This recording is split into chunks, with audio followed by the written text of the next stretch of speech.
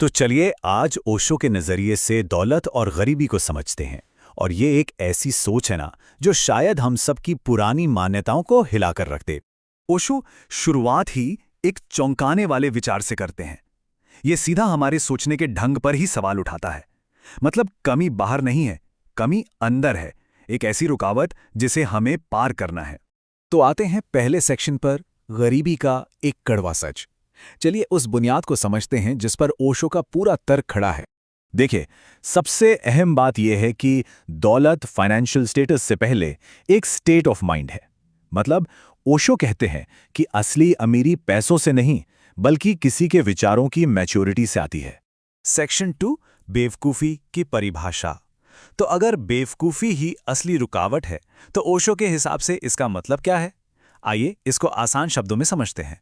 ओशो के लिए ना, अमीर होने का मतलब सिर्फ पैसा जमा करना नहीं है, ये तो अंदर की क्वालिटीज़ को डेवलप करने की बात है। जैसे वक्त को पहचानना, अपनी एनर्जी वेस्ट ना करना और सबसे ज़रूरी, भीड़ का हिस्सा बनकर ना सोचना। ओशो कहते हैं कि कुछ खास आदतें हैं जो हमें पीछे खींचती हैं। जैसे बिना सोचे समझे फैसले ले लेना, समाज जो कह रहा है बस उसको ही सच मान लेना और अपनी हर गलती के लिए दूसरों पर इल्ज़ाम डाल देना। एक बात याद रखिए, जो जिम्मेदारी नहीं ले सकता वो कभी अमीर नहीं बन सकता। ये स्लाइड इन दोनों में फर्क बिल्कुल साफ दिखाती है।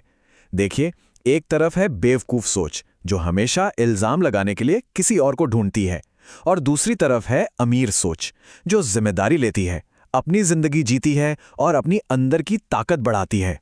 अब आते हैं तीसरे सेक्शन पर, भीड़ का जाल। ओशो के मुताबिक बेवकूफ़ी का सबसे खतरनाक रूप है भीड़ का हिस्सा बन जाना। आप देखिए, भीड़ हमेशा सिक्योरिटी का वादा करती है। वो कानों में आकर धीरे से कहती है, बस यही रास्ता सेफ है। और भीड़ का सबसे बड़ा मंत्र क्या होता है? कोई रिस्क मत लो, जैसा चल रहा है वैसा चलने दो, कभी भी भीड़ से अलग दिखने की कोशिश मत करना। और आखिर में भीड़ कहती है कि बस सबकी तरह बनो, वही करो जो बाकी सब कर रहे हैं और सब ठीक रहेगा। लेकिन ये एक बहुत बड़ा और खतरनाक झूठ है। और इसका नतीजा यही है, जब आप वही करते हैं जो सब कर रहे हैं तो आपको भी वही मिलता है जो सबको मिलता है, एक आम सी जिंदगी। ओशो का कहना साफ है, एक्स्ट्राऑर्डिनरी दौलत हमेशा एक्स्ट्राऑर्डिनरी सोच से आती है, भीड़ के पीछे चलने से नहीं। सेक्शन 4, मेहनत बनाम जागरूकता। चलिए अब एक और आम सोच को चैलेंज करते हैं, ये आइडिया कि सिर्फ कड़ी मेहनत से ही सक्सेस मिल जाती है। हम सब ने ये बात सुनी है ना कि बस और मेहनत करो और सक्सेसफुल हो जाओगे, पर क्या ये सच में इतना सिंपल है? ओशो स्मिथ को एक बहुत पावरफुल काउंटर आर्गुमेंट से तोड़ते हैं। वो कहते हैं कि अगर सिर्फ कड़ी मेहनत करने से लोग अमीर बनते तो मजदूर सबसे अमीर होते। सोचने वाली बात है। असली अमीरी के लिए ना, मेहनत के साथ साथ ये 3 चीजें भी जरूरी हैं। सही डायरेक्शन में काम करना, सही टाइम पर डिसीजन लेना और सही मौकों को पहचानना। और ये सारी चीजें बेवकूफ़ी से नहीं, अवेयरनेस से आती हैं। जागरूकता यानी अवेयरनेस, यही वो सीक्रेट इंग्रेडिएंट है जो आपकी मेहनत को असरदार बनाता है। सेक्शन 5, दौलत अंदर से पैदा होती है। और ये हमें ले चलता है सबसे आखिरी और सबसे गहरी बात पर, दौलत का असली सोर्स क्या है? और यही इस पूरी चर्चा का सेंटर पॉइंट है।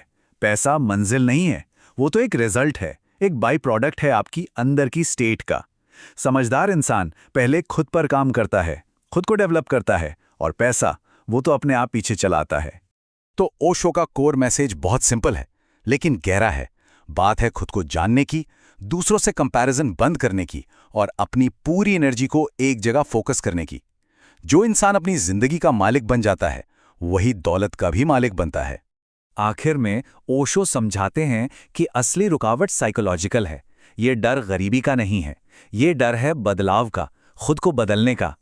लोग अमीर तो बनना चाहते हैं पर अपनी सोच नहीं बदलना चाहते, और ओशो कहते हैं ये पॉसिबल ही नहीं है। तो इसीलिए ये पूरी चर्चा हमें इस आखिरी सोचने पर मजबूर करने वाले सवाल के साथ छोड़ जाती है। ये ध्यान बाहर की दुनिया से हटाकर अंदर की तरफ ले आती है कि ऐसी कौन सी बेवकूफ़ी है जिसे आप पीछे छोड़ेंगे। एक बहुत पावरफुल सवाल है जिसके बारे में सोचना चाहिए।